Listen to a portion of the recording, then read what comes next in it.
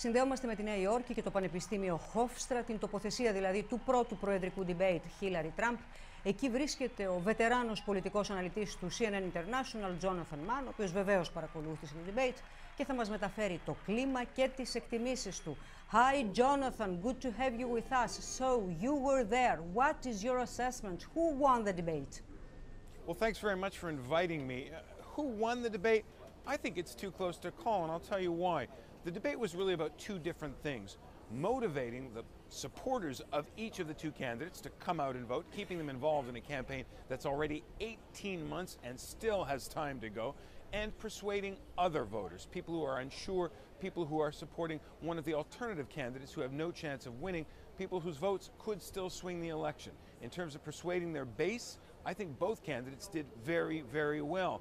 In terms of persuading other voters, I'm not sure. Donald Trump's challenge was to really look calm, presidential, ready to assume the Oval Office. Did he do that? I'm not quite sure. But there were no major gaffes. There were no major upsets. I don't think there's anything his supporters are going to be sorry about. I don't think there's anything he's going to regret. Hillary Clinton's challenge was to try and provoke an error, force Donald Trump to overreact. He seemed angry through portions of the debate. He was constantly interrupting her.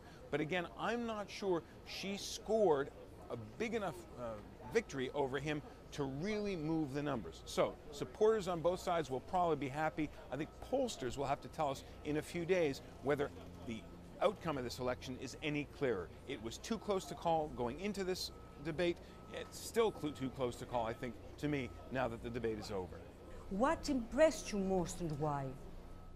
Well, you know, what impressed me was Hillary Clinton's strategy, because clearly she tried to provoke him, and to some extent, she succeeded. He seemed angry for portions of the debate, for much of the debate. He interrupted her over and over, but he didn't go off the rails. He didn't make the kind of mistake that will cost him the election or even a big portion of his support. So what impressed me was Clinton's strategy. She clearly was on top of the facts, on top of the policies, but Trump was Trump, and he didn't seem to give way, and he didn't injure himself, he didn't wound himself in a way that he can't recover from.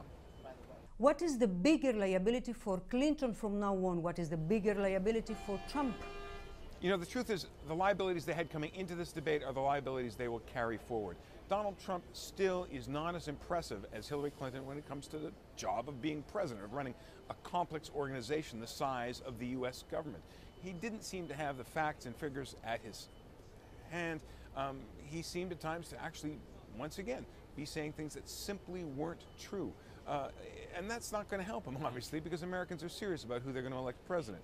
In Hillary Clinton's case, she needed to connect with voters the way Donald Trump has connected with voters. She needed to energize them. She needed to make a lot of people who are suspicious of her trust her more, feel she's authentic, feel she's honest, she's transparent. I'm not sure she did that. She certainly demonstrated a mastery of policy, but she's always had that. So I'm not sure that in this debate she really changed enough minds.